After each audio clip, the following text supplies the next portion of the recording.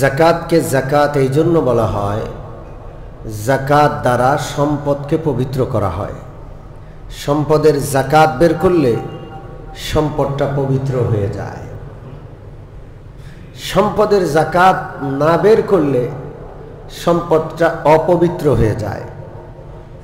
যেই সম্পদের যাকাত দেওয়া হয় না, ওইটার মধ্যে মুসিবত ঘিরে থাকে। কখন যে কোন মুসিবতে পড়ে গোটা সম্পদকে গ্রাস করে নেবে সে চিন্তাই করতে পারবে না। তো যাকাতের এক অর্থ হলো পবিত্র করা। খুয মিন আমওয়ালিহিম সাদাকাতান তুতাহহিরুহুম ওয়া তুযাক্কিহিম বিহা ওয়া সাল্লি আলাইহিম। সূরাতুত তাওবার আয়াত। আল্লাহ বলছেন, ও নবীজি, তাদের সম্পদ থেকে সাদাকা যাকাত গ্রহণ করুন, এর দ্বারা তারা পবিত্র হবে। আপনি তাদেরকে পবিত্র করবেন। যে যাকাত দিবে তার গুনাহ আল্লাহ মাফ করে দিবেন, সে পবিত্র হবে। যাকাত শব্দের আরেক অর্থ হলো বেড়ে যাওয়া। যাকাত দিলে সম্পদ বেড়ে যায়। যাকাত দিলে মাল ধন সম্পদ বৃদ্ধি পায়। পবিত্র কোরআনের আয়াত, ইয়ামহাকুল্লাহুর রিবা ওয়া ইউরবিস সাদাকাত। আল্লাহ তাআলা সুদকে মিটিয়ে দেন, ধ্বংস করে দেন, আর সাদাকাতকে আল্লাহ তাআলা বাড়িয়ে দেন। যাকাত দিলে সম্পদ বাড়িয়ে দেন, সাদাকা দিলে সম্পদ বাড়িয়ে দেন কে? আল্লাহ। আর সুদের দ্বারা যেটা অর্জিত হয় সেটা আল্লাহ ধ্বংস করে দেন। এখন আপনি মনে করেন সুদ হলো রিস্ক মুক্ত, কোনো রিস্ক নাই, শুধু আসবে নিয়ম মতো। আপনার কাছে মনে হচ্ছে আপনার সম্পদ বাড়বে, আল্লাহ কয় আমি ধ্বংস করব। রাখতে পারবেন? জোরে বলেন। কেউ হেফাজত করতে পারবে না সুদের সম্পদ, কারণ ধ্বংস করবেন। ইয়ামহাকুল্লাহ, আল্লাহ কয় আল্লাহ ধ্বংস করে দেন। আল্লাহ যেটাকে ধ্বংস করে দিবেন পৃথিবীর সবাই মিলে সেটাকে রাখতে পারবে না। এই জন্য খবরদার সুদের সাথে যুক্ত হবেন না, ইনশাআল্লাহ বলেন। যাকাত দিলে সম্পদ বাড়ে। ওয়া ইউরবিস সাদাকাত, সম্পদকে আল্লাহ তাআলা লালন করেন। লালন পালন করলে সম্পদ বাড়ে। আল্লাহ লালন করেন।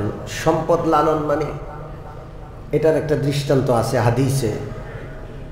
আল্লাহ রাব্বুল আলামিনের নবী বলেন, যখন মানুষ তার হালাল উপার্জন থেকে দান করে, মান তাসাদ্দাকা বিআদলি তামরাতিন মিন কাসাবিন তাইয়িবিন, কোন বান্দা যখন তার হালাল উপার্জন থেকে আল্লাহ রাব্বুল আলামিনের পথে দান করে একটা খেজুর বা খেজুর পরিমাণ,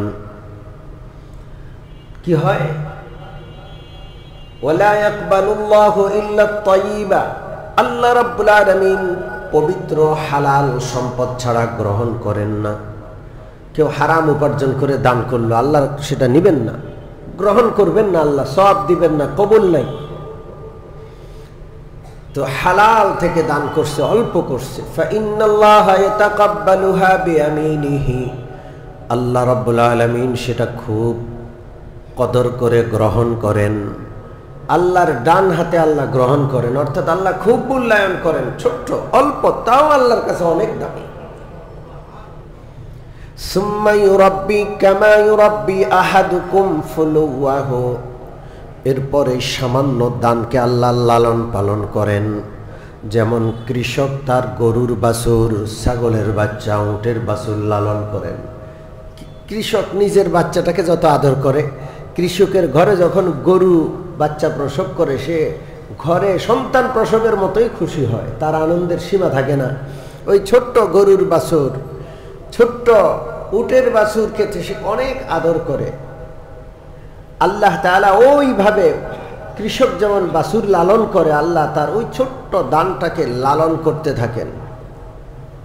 হাত্তা তাকুনা মিসলাল জাবাল, এটাকে লালন পালন করে আল্লাহ পাহাড়ের মতো বড় করে দেন। সুবহানাল্লাহ। এই সামান্য দান করছে একটা খেজুর, হাসরে দেখবে, কিয়ামতে দেখবে খেজুর দানের সওয়াব পাহাড়ের চেয়ে বড় হয়ে আছে। আল্লাহ। তাহলে যাকাত শব্দের অর্থ বাড়িয়ে দেওয়া। যাকাত দিলে আল্লাহ সম্পদ বাড়ান। কত বাড়ান? মাসালুল লাযীনা ইউনফিকুনা আমওয়ালাহুম ফি সাবিলিল্লাহি কামাসালি হাববাতিন আনবাতাত সাবআ সানাবিলা ফি কুল্লি সুমবুলাতিন মিআতু হাব্বা। আল্লাহর পথে যে সামান্য ব্যয় করে, আল্লাহ রাব্বুল আলামিন এই ব্যয়টাকে এইভাবে গ্রহণ করেন, এই দানটাকে এইভাবে বাড়ান। যেমন তোমাদের কেউ বীজ বপন করে, ধান গমের বীজ ফেললে একটা ধান থেকে 7টা শীষ হয়, প্রত্যেক শীষে 100 ধান। একটা ধান বীজ থেকে 700 ধান বের হয়। আল্লাহ তাআলা দানের সওয়াব 700 গুণ বাড়ায় দেন। কয়শো গুণ? 700 গুণ। ওয়াল্লাহু ইউদাইফু লিমান ইয়াশা। যার জন্য ইচ্ছা আল্লাহ আরো বেশি বাড়ায়া দিতে পারেন। ক্ষমতা আছে কার? অভাব আছে, সরকারের অভাব আছে, সরকারি ফান্ডে অভাব, বিশ্ব ফান্ডে অভাব আছে না নাই? আল্লাহর ফান্ডে কোনো কি নাই? অভাব নাই। আল্লাহু আকবার। তাহলে দান করলে বাড়ে, আল্লাহ বাড়ায়া দেন। আল্লাহু আকবার। যদি কেউ যাকাত না দেয়, যাকাত আল্লাহর পক্ষ থেকে ফরজ ইবাদত, সম্পদশালী যাকাত দিতে হবে। কোন বান্দা সম্পদশালী আল্লাহর ফরজ বিধান যাকাত দেয় না, পালন করে না, তার কি অবস্থা হবে সেটাও আল্লাহ বলে দিয়েছেন। ওয়াল্লাযীনা ইয়াকনিজুনা আয-যাহাবা ওয়াল ফিদ্দাতা ওয়া লা ইউনফিকুনাহা ফী সাবিলিল্লাহি ফাবাশশিরহুম বিআযাবিন আলীম। যারা সম্পদ কুক্ষিগত করে রাখে, আল্লাহর পথে ব্যয় করে না, যাকাত দেয় না, আল্লাহ বলছেন ও নবীজি তাদেরকে কঠিন আযাবের সুসংবাদ দিন। কঠিন আযাবের সুসংবাদ না দুঃসংবাদ? জোরে বলেন। হ্যাঁ, এটা ব্যঙ্গ করে বলে যে তোর জন্য মেহমানখানা রেডি, অর্থাৎ জেলখানা রেডি, বলে কি বলে না? এটা একটা ব্যঙ্গ। আল্লাহ ব্যঙ্গ করছেন যে আমার দেওয়া সম্পদ তুই আমার বিধান পালন করে যাকাত দিলি না, সুসংবাদ নে, তোর জন্য কঠিন শাস্তি। কি শাস্তি? ইয়াউমা ইউহমা আলাইহা ফি নারি জাহান্নামা ফাতুকওয়া বিহা জিবাহুহুম ওয়া জুনুবুহুম ওয়া যুহুরুহুম। সোনা রূপা জাহান্নামের আগুনে জ্বালানো হবে এবং ওই গলিত সোনা রূপা দিয়া যাকাত দেয় নাই ওর পিঠ, পাজর, ওর শরীর দাগানো হবে। চিন্তা করেন কেমন হবে, কঠিন, কি কঠিন শাস্তি হবে। গলিত সোনা রূপা দিয়া, জাহান্নামের আগুনে গলিত সোনা রূপা দিয়া, ফাতুকওয়া বিহা জিবাহুহুম ওয়া জুনুবুহুম ওয়া যুহুরুহুম, তার পিঠ, তার পেট, তার ঘাড়, তার শরীরগুলোকে সেকানো হবে, দাগানো হবে। আর বলা হবে হাযা মা কানাসতুম লিআনফুসিকুম ফাযুকু মা কুনতুম তাকনিজুন। বলা হবে এটাই তোমার কুক্ষিগত সম্পদ, তুমি যে ব্যাংক ব্যালেন্স করে রাখছিলা, বের করো নাই যাকাত, এই সম্পদ, এখন মজা দেখো, সম্পদ জমানোর মজা কেমন। ফাযুকু মা কুনতুম তাকনিজুন, মজাটা চখো ভালো করে। অন্য আয়াতে আছে আল্লাহ রাব্বুল আলামিন বলেন ওয়ালা ইয়াহসাবান্নাল্লাযীনা ইয়াবখালুনা বিমা আতাহুমুল্লাহু মিন ফাদলিহি হুয়া খায়রাল লাহুম বাল হুয়া শাররুল লাহুম। যারা সম্পদের যাকাত দেয় না, আল্লাহর পথে সম্পদ ব্যয় করে না, তারা যেন এই সম্পদ তাদের কল্যাণ বয়ে আনবে কথা মনে না করে। বাল হুয়া শাররুল লাহুম, বরং আল্লাহর হুকুম যাকাত আদায় না করা সম্পদ তাদের জন্য অকল্যাণ ডেকে আনবে। সাইয়ুতাওয়াকুনা মা বাখিলু বিহি ইয়াউমাল কিয়ামা, কিয়ামতের দিন এই সম্পদ তাদের গলার কাঁটা হবে, গলার বেড়ি হবে, গলার কাঁটা গলার বেড়ি হবে। এতটুকু এই আয়াতে, কিন্তু হাদিসে আর একটু বিস্তারিত আছে। মান আতাহুল্লাহু মালান ফালাম ইউদ্দি যাকাতাহু মুসিলা লাহু মালুহু ইয়াউমাল কিয়ামাতি শুজাআন আকরা। আল্লাহ রাব্বুল আলামিনের নবী বলেন, যে মানুষটাকে আল্লাহ রাব্বুল আলামিন সম্পদ দিয়েছেন অথচ মানুষটা যাকাত আদায় করে নাই, কিয়ামতের দিন তার সম্পদগুলো আকরা, সাপে রূপান্তরিত হবে। সাপ আকরা মরুভূমির অতি বিষাক্ত একটা সাপ। সৌদি আরবের মরুভূমিতে হয়তো বা আছে। মরুভূমির অতি বিষাক্ত সাপ হইল আকরা সাপ।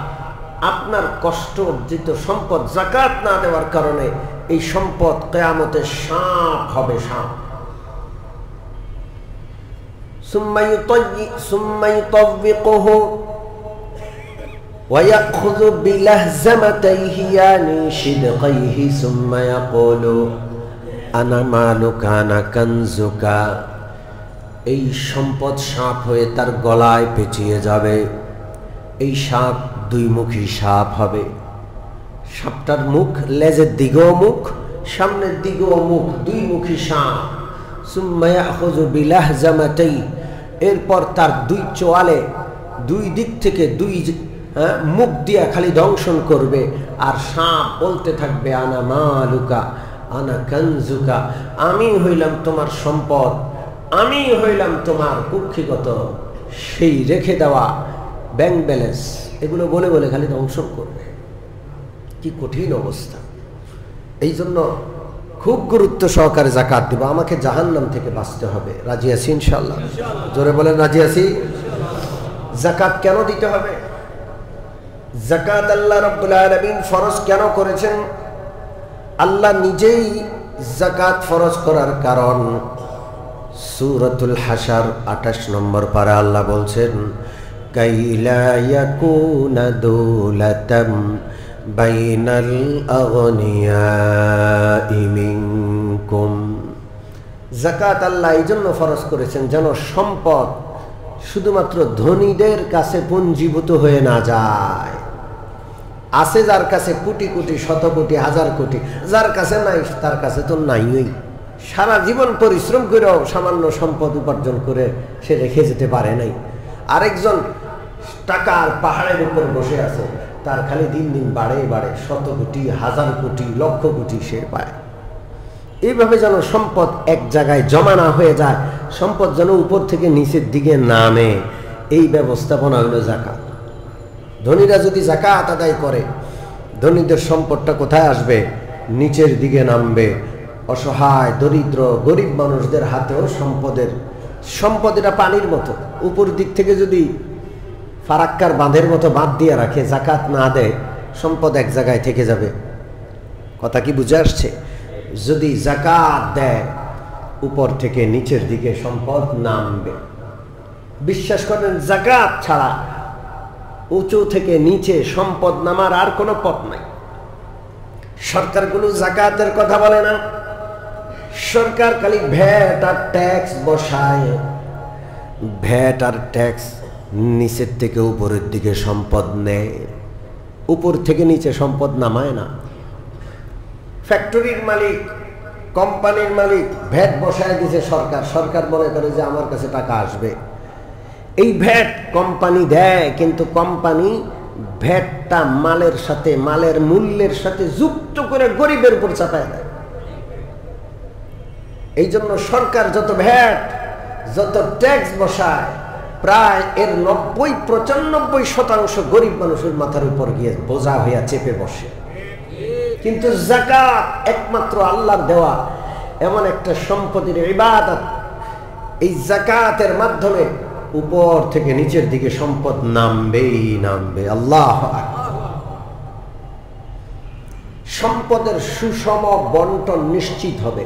একজনে কোটি টাকার মালিক, আরেকজনে চিকিৎসার টাকা নাই, আরেকজনে থাকার মাথা গোজার ঠাঁই নাই, দুবেলা পেট পুরে খাবার খাবে এই নিশ্চয়তা নাই। শিক্ষা, চিকিৎসা, বাসস্থান সহ যে মৌলিক প্রয়োজন সেগুলোর নিশ্চয়তা নাই। আরেকজনে তো কোটি কোটি টাকা উড়াচ্ছে, ওর বাথরুম বানাইতে ও কোটি টাকা খরচ করছে, আছে না নাই? হ্যাঁ, ওর বাথরুমটা, আমি এমনও বাথরুমে গেছি, এক এক বাথরুম এই মসজিদের অর্ধেক হবে একটা বাথরুম ভিতরের। এই বাথরুমের ভিতরে গিয়ে মনে হয়েছে যে এটাও তো একটা থাকার জায়গা, এখানে একটা চুকি বসাইলে তো এখানে একটা পরিবার থাকতে পারত। বিশ্বাস করো, এমনও বাথরুমে আমি গেছি, একজনের বাথরুম এত বড়, আরেকজনের মাথা গোজার ঠাঁই নেই। এই যে সম্পদের অসম বন্টন বলা হয়, বৈষম্য বিরোধী ছাত্র আন্দোলন, বৈষম্য বিরোধী, হ্যাঁ, এটা একটা শব্দ, একটা বাক্য, সুন্দর লাগে শুনতে, কিন্তু এই বৈষম্য জীবনও দূর হবে না এই বিপ্লবী আন্দোলন দ্বারা। যতক্ষণ না ইসলামী রাষ্ট্র ব্যবস্থা, ইসলামী সমাজ ব্যবস্থা, ইসলামী অর্থ ব্যবস্থা রাষ্ট্রে যতক্ষণ বাস্তবায়ন না করা হবে, ঠিক ঠিক না? শুনতে সুন্দর লাগে, মগর কোনো ফায়দা নাই, কোনো লাভ নাই। যাই হোক, এই বৈষম্য দূর হবে যাকাতের মাধ্যমে। উপর থেকে নিচে সম্পদ আসবে। যাকাত একটা ফরজ ইবাদত, অবশ্যই যাকাত দিতে হবে। যাকাত সম্পর্কে অনেক আলোচনা, সময় স্বল্প, এই জন্য আমি গুছিয়ে আলোচনাটা আপনাদের সামনে পেশ করব। আমি তিনটা বিষয় বলবো। যাকাত কার উপর ফরজ হয়, যাকাতের হিসাব কিভাবে করতে হয়, যাকাত কাকে দিতে হয়, তিনটা বিষয়। কয়টা বিষয়? আপনি আপনার উপর যাকাত আছে কিনা, আসবে কিনা আপনি বুঝবেন। যাকাত ওয়াজিব হয় ওই ব্যক্তির উপর যার কাছে নেসাব পরিমাণ সম্পদ আছে। নেসাব পরিমাণ কতটুকু? 7.5 ভরি সোনা অথবা 52.5 ভরি রূপা যদি কারো কাছে থাকে, বা এই পরিমাণ টাকা, এই পরিমাণ ব্যবসার মাল, এই পরিমাণ নগদ অর্থ, বা সবগুলো মিলায়া এই পরিমাণ যদি হয়, তাহলে তার উপর যাকাত ফরজ। মনে করেন কারো কাছে 7.5 ভরি সোনা আছে, টাকা নাই, রূপা নাই, ব্যবসার মাল নাই, তাহলে 7.5 ভরি সোনা যদি থাকে বা তার বেশি থাকে, তখন তার উপর যাকাত আসবে, সে নেসাবের মালিক। কারো কাছে 52.5 ভরি রূপা আছে, স্বর্ণ নাই, নগদ টাকা নাই, ব্যবসার মাল নাই, 52.5 ভরি বা তার বেশি রূপা আছে, এই রূপার তার যাকাত আদায় করতে হবে। কারো কাছে কিছু সোনা আছে, কিছু রূপা আছে, কিছু টাকা আছে, তাহলে সোনাগুলো যোগ করতে হবে, কত টাকার সোনা, কত টাকার রূপা, কত টাকার ব্যবসার মাল, কত টাকা নগদ টাকা, যোগ করে যদি 7.5 ভরি সোনা বা 52.5 ভরি রূপা, এই দুইটার কোনো একটার মূল্য বরাবর হয়, তাহলেও তার উপর কি হবে? যাকাত এসে যাবে। কারো কাছে শুধু টাকা আছে, পুরুষ মানুষ আমরা, আমাদের কাছে টাকা আছে, স্বর্ণ নাই, আমাদের তো সোনার দরকার নাই, কিছু ব্যবসার মাল আছে, তো টাকা আর ব্যবসার মাল দুটোটা মিলে যোগ করতে হবে। যোগ করলে যদি 52.5 ভরি রূপার মূল্য হয়ে যায়, যাকাত দিতে হবে। কথা কি বুঝে আসছে?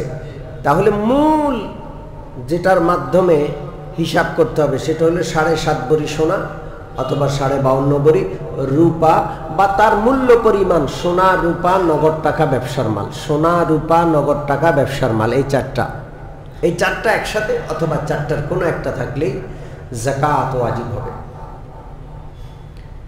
সম্মানিত মুসল্লিয়ানে কেরাম, 52.5 ভরি রূপার দাম 88,000 টাকা। কত হাজার টাকা?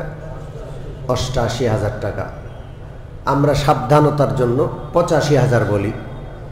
85,000 টাকা যদি কারো কাছে থাকে, 85,000 টাকা পরিমাণ কিছু সোনা আছে, কিছু রূপা আছে, দুটোটা মিলে 85,000 টাকার মূল্য হয়ে যায়। কিছু টাকা আছে, কিছু ব্যবসার মাল আছে, হিসাব করে 85,000 টাকা পরিমাণ হয়ে যায়, যাকাত ওয়াজিব। জাকাত কিভাবে বের করতে হয়?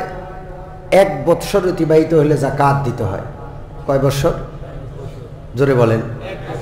1 বৎসর হবে চান্দ্র বৎসর। 1 বৎসর হবে কি বৎসর? সৌর বৎসর না, চান্দ্র বৎসরে 1 বৎসর হয় 353 বা 54 দিনে, আর সৌর বৎসরে 1 বৎসর হয় 365 দিনে। আপনার কাছে 7.5 ভরি সোনা, 52 ভরি রূপা কিংবা এই পরিমাণ টাকা আছে, ব্যবসার মাল আছে, 1 বছর হয়ে গেছে, গত রোজা থেকে এই রোজা হয়ে গেছে, তাইলে 1 বছর আনতে জাকাত দিতে হবে। জাকাত কতটুকু দিতে হয়? 40 ভাগের 1 ভাগ। কত ভাগের 1 ভাগ? 40 ভাগের 1 ভাগ। আরেক ভাগে বলা যায় 2.5%। 1 লক্ষ টাকা আছে, 2.5%, 2,500 টাকা বের করে ফেলেন। 1 লক্ষ টাকার জাকাত কত? জোরে বলেন। 1 কোটি টাকা আছে, 1 কোটি টাকার জাকাত 2.5%, 2.5 লক্ষ টাকা। কত টাকা? 2.5%, যেটাকে সহজ ভাষায় বলে 40 ভাগের 1 ভাগ। 40 লক্ষ টাকা আছে, জাকাত আসবে কয় লক্ষ টাকা? 1 লক্ষ টাকা। 40 ভাগের 1 ভাগ অথবা 2.5%। মনে থাকবে ইনশাল্লাহ। হ্যাঁ, আপনার কাছে সোনা আছে, এখন রূপা আছে, প্রতিদিন বাজার দর উঠানামা করে, আপনি কোন দিনের হিসাব করবেন? যেই দিন জাকাত ফরজ হয়েছে সেই দিনের হিসাব করবেন। মনে করেন আপনি পহেলা রোজা থেকে পহেলা রোজা পর্যন্ত বৎসরের হিসাব করেন, তো পহেলা রোজার বাজার দর কি, সেই বাজার দর অনুযায়ী আপনি সোনা রূপার মূল্যের 40 ভাগের 1 ভাগ, বা আপনার কাছে নগদ টাকা যা আছে বা ব্যবসার মাল যা আছে এর 40 ভাগের 1 ভাগ আপনি জাকাত হিসাবে কি করে দিতে হবে? আদায় করে দিতে হবে। মনে থাকবে ইনশাল্লাহ। জাকাত কাকে দিব? জাকাত ফরজ ইবাদত, আপনি দিয়ে দিলেই হবে না, জায়গা মতো দিতে হবে, নাইলে জাকাত আদায় হবে না। ইন্নামাস সাদাকাতু লিল ফুকারাই ওয়াল মাসাকিন ওয়াল আমিলিনা আলাইহা ওয়াল মুআল্লাফাতি কুলুবুহুম। যাকাত কারা নিবে? এদের তালিকা আল্লাহ তাআলা পবিত্র কোরআনের সূরাতুত তাওবায় বলেছেন, যাকে তাকে যাকাত দিলে যাকাত আদায় হবে না। কাকে কাকে দিলে আদায় হবে না সেটা আগে বলি। ধনী মানুষকে যাকাত দিলে যাকাত আদায় হবে না। ধনী মানুষ, ধনীর নাবালক সন্তানকে যাকাত দিচ্ছেন, যাকাত আদায় হবে না। যাকাত গরিবের হক, ধনীকে দিলে হবে না। যাকাত দাতা তার ওয়াইফকে দিতে পারবে না, স্ত্রীকে যাকাত দেওয়া যায় না, উপরের সিঁড়ি নিচের সিঁড়িকে যাকাত দেওয়া যায় না। যাকাত দাতা তার বাবারে যাকাত দিতেছে, যাকাত দেওয়া যাবে না। তার মাকে দিতে চায়, দেওয়া যাবে না। দাদা দাদি দেওয়া যাবে না, নানা নানি দেওয়া যাবে না। উপরের সিঁড়ি যাকাত দিলে যাকাত আদায় হবে না। নিচের সিঁড়ি যাকাত দাতা তার ছেলেরে দিতে চায়, আদায় হবে না। তার নাতিকে মেয়েকে আদায় হবে না। উপরের সিঁড়ি নিচের সিঁড়ি যাকাত দিলে যাকাত আদায় হবে না। ডানে বামে দিতে হবে। ভাই গরিব ভাইকে দিতে পারবে, ফুফু গরিব দিতে পারবে, মামা গরিব দিতে পারবে, ডানে বামে। অমুসলিমকে যাকাত দিলে যাকাত আদায় হয় না, পরিষ্কার কথা। অমুসলিমকে যাকাত দিলে যাকাত আদায় হয় না। কোয়ান্টাম ফাউন্ডেশন নামে একটা খুব নামকরা ফাউন্ডেশন আছে, মহাজাতক পরিচালনা করে যিনি, ওনারে কয় মহাজাতক। ওরই সর্বনাশ, কোন জাতক আল্লাহ জানে। এই মহাজাতককে যাকাতের টাকা ওই ফান্ডে দিলে যাকাত আদায় হবে না। এরা মুসলমানের টাকাগুলো নিয়ে পার্বত্য অঞ্চলে চাকমা, মারমা, খ্রিস্টান, অমুসলমানদেরকে ঘরবাড়ি বানায় দেয়। আপনার যাকাত নিশ্চিত আদায় হবে না। কোয়ান্টাম ফাউন্ডেশনে যাকাত দিলে আদায় হবে না। যাকাত জিন্দাকে দিতে হবে, মুর্দাকে দিলে আদায় হবে না। অতএব যদি কেউ বেওয়ারিশ লাশ দাফন করে, আঞ্জুমান মুফিদুল ইসলামে লাশ দাফনের জায়গায় যাকাত দেয়, আদায় হবে না। জিন্দাকে দিতে হবে, মুর্দাকে যাকাত দিলে যাকাত আদায় হয় না। মনে থাকবে ইনশাআল্লাহ। ধনীকে দেওয়া যাবে না। যত ভিক্ষুক আছে হাত পাততেছে, কিছু আছে স্বভাবের দোষ, এ আজীবন ভিক্ষাই করে, এর কাছে কোটি টাকা হইলে এসে ভিক্ষাই করবে। ওর কাছে যদি ৮০-৮৫ হাজার টাকা থাকে যাকাত দিলে হবে না। কাজের বুয়া লাখ টাকার মালিক, যাকাত হবে না। পেশাদার বুয়া আছে না নাই, ২-৪ লাখ টাকা আছে তার, তারপরেও সে কাজে করে, সে তো আর অন্য কিছু জানে না। আপনি মনে করলেন যে আমার কাজ করে, গরিব মানুষ। যে ৮০-৮৫ হাজার টাকার মালিক, শরীয়তের দৃষ্টিতে সে গরিব না, সে যাকাত নিতে পারে না। এই জন্য যাকাত জেনে বুঝে দিবেন। যাকে সন্দেহ লাগে তাকে জিজ্ঞেস করবে, তার তথ্য নিয়ে দিবেন।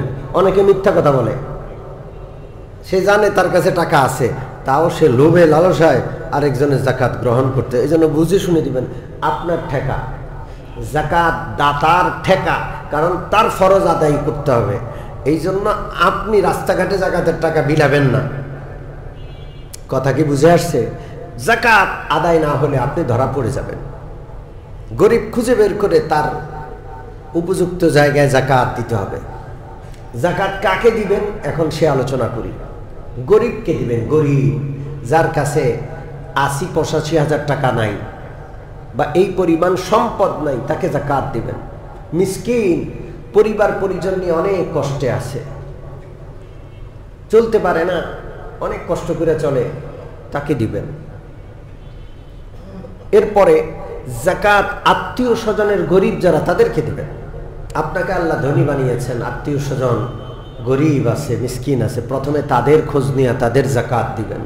আপনার বাবার দিকের আত্মীয়, মার দিকের আত্মীয়, শ্বশুরের দিকের আত্মীয় গরিব আছে, তাদেরকে দিবেন।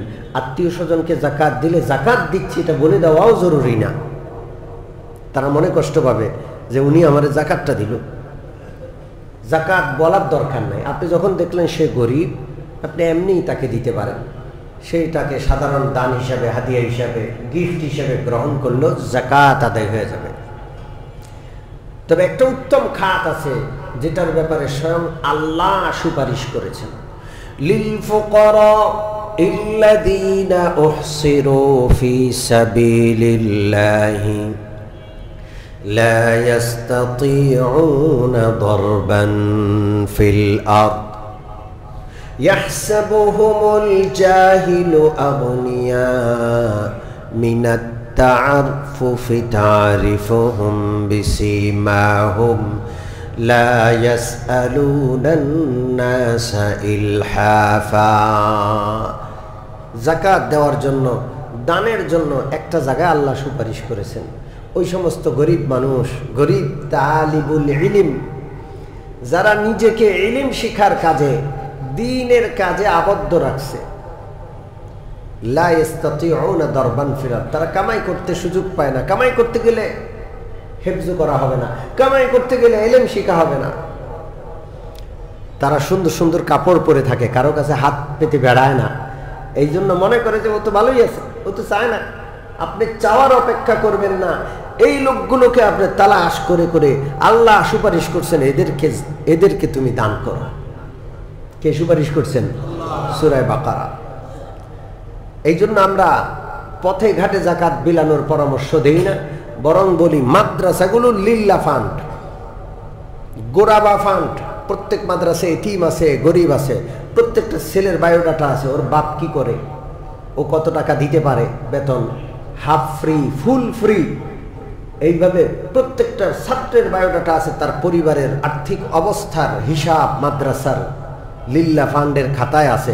আপনি মাদ্রাসার লিল্লাহ ফান্ডে চোখ বন্ধ করে দান করে দেন, সারা বৎসর লিল্লাহ ফান্ড থেকে গরিব তালেব ইলম যাদের ব্যাপারে আল্লাহ সুপারিশ করেছে তাদের জন্য আপনার যাকাতের টাকা খরচ হতেই থাকবে। 2 সওয়াব, ডবল সওয়াব। একটা হলো যাকাত আদায় করলেন, দ্বিতীয় হলো আপনার এই যাকাতের মাধ্যমে ইলমে দ্বীন জিন্দা হলো। আল্লাহ লক্ষ লক্ষ হাফেজ, লক্ষ লক্ষ আলেম, পৃথিবীর কোন দেশে এত আলেম, এত হাফেজ নাই। এই দেশে, এই উপমহাদেশে যত হাফেজ, যত আলেম, এরা কোত্থেকে আসছে?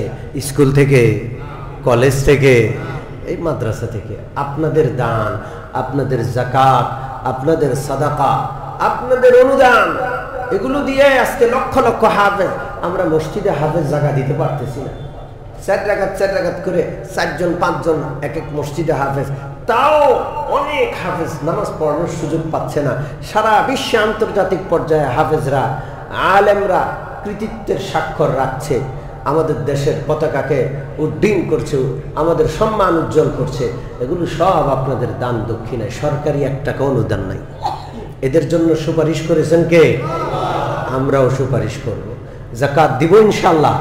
আল্লাহ আমাদের সকলকে ফরজ ইবাদত সুন্দরভাবে আন্তরিকতার সাথে জায়গা মতো পালন করার তৌফিক দান করেন, আমিন।